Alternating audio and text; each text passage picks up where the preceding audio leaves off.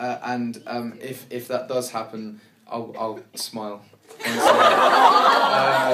And I'll be able to get lots more Lego, obviously, and maybe get a day off to watch Shrek, which would be cool as well. Now give it a pose, end with a nice pose, like a Zoolander. Oh yeah.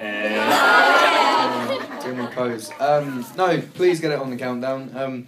I was told that song wouldn't get radio play, so I'm still quite surprised it's getting radio play now. So if it gets on the countdown, that'll be even cooler. Have you guys all downloaded the A-Team? Yeah!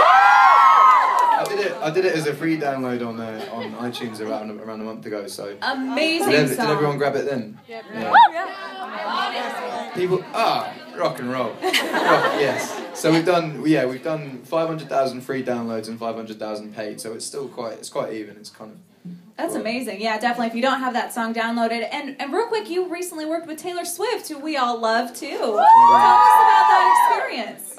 It was fun. It was fun. Yeah, she wrote some of my. She toured Australia, and my record's done quite well out in Australia, so it's played on radio a lot. And apparently she heard my song in the car. And on her Speak Now tour, she had lyrics written on her arm every night. And for each night of the Australian tour, she had my lyrics tattooed, well not tattooed, but written on her arm. And some fans tweeted me saying, "Oh, Taylor Swift, is a fan of you," and I didn't really believe it, to be honest. I was kind of like, oh, okay, cool.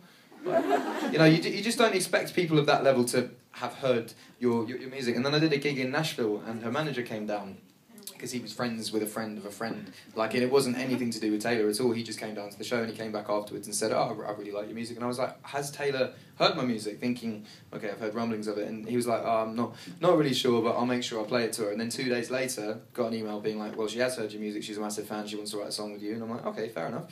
So when I got to Phoenix, she flew in on a jet with her cat.